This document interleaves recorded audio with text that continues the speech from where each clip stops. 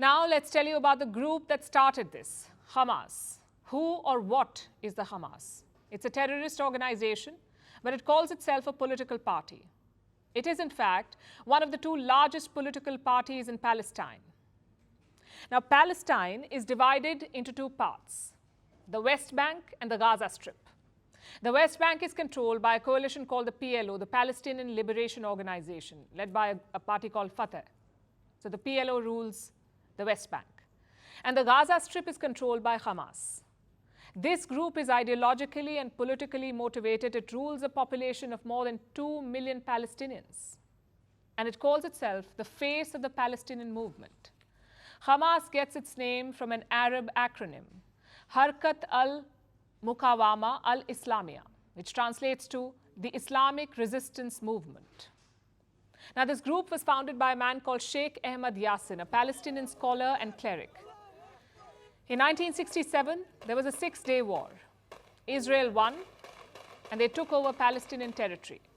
2 decades later, Yassin established Hamas, and Palestinians rose against Israel's occupation. The year was 1987. The movement was called the First Intifada, or the First Uprising. There was a series of violent protests, attacks targeting Jews in Israel. 1 year later, Hamas published their charter. It called for the destruction of Israel and for the establishment of an Islamic society in historic Palestine. And then Hamas continued the attacks. They reportedly resorted to suicide bombings, rocket attacks, and small arms attacks. Their targets were civilians. The international community designated Hamas as a terrorist group. Over the years, it tried to morph itself into a political party. But it kept a military wing, a political party with a military wing. That's what they called themselves. And this wing was to carry out attacks against Israel. Hamas created a top-down government approach. At the top was the Politburo, a 15-member body which operates in exile. Then comes the Shura Council. Its members are unknown, but this council elects the Politburo. It also oversees some welfare programs in the West Bank and Gaza. And then there is the Hamas government. It implements policies and agendas set by the Shura Council, but it's more like a puppet government. So does the Hamas have a representative face? Well, it does, and it's this man, Ismail Haniyeh. He's the designated chairman of Hamas, and guess where he operates from? Qatar's capital, Doha. Hamas leaders have made Qatar their workplace because they had a falling out with their previous hosts, that's Syria. Which brings us to another question. Who supports and funds Hamas on the geopolitical level? Where do they get their money and weapons from? Qatar is clearly an outright supporter. Apart from hosting the leaders of Hamas, Qatar sends millions of dollars to the terror group. In 2021, the Qatari government announced aid worth $360 million for Hamas. That's $360 million that Hamas has never given accountability for. Where did that money go? Next in line is Turkey. Their President Erdogan is a stalwart supporter of this terror organization. Hamas even has offices in Istanbul. In the month of July, Erdogan hosted the chief of Hamas, Ismail Haniyeh, in Ankara. Erdogan openly supports the Palestinian cause, and Turkey has repeatedly sent funds to Hamas. And even now, after today's attacks, Erdogan does not condemn them for what they've done. Listen to this. As Turkey, in the light of the events that have occurred in Israel this morning, we call on all sides to act with restraint, to stay away from impulsive moves that will heighten the tension further. So Erdogan is calling on all sides to act with restraint. No mention of how Hamas escalated hostilities and how they put thousands of civilian lives in danger.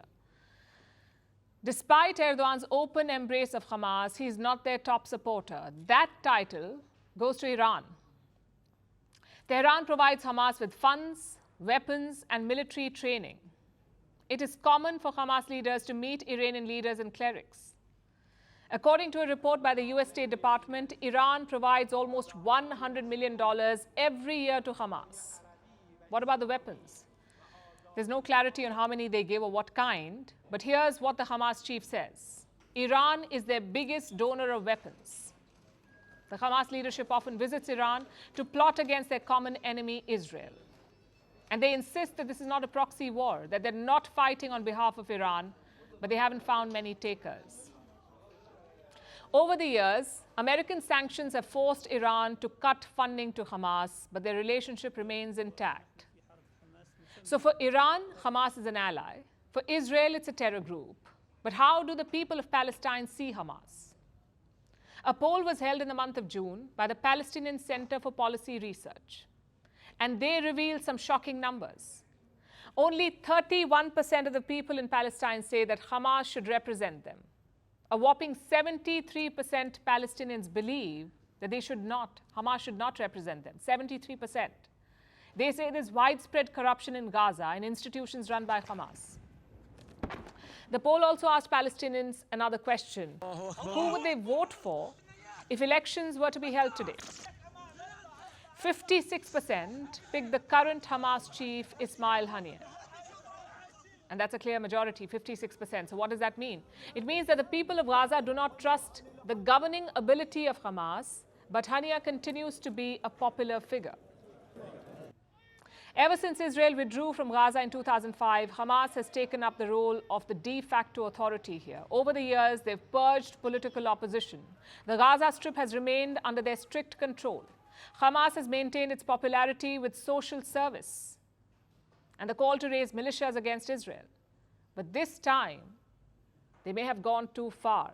They've launched an all-out military operation against Israel. Will this spell the end of Hamas? We'll be tracking this story for you.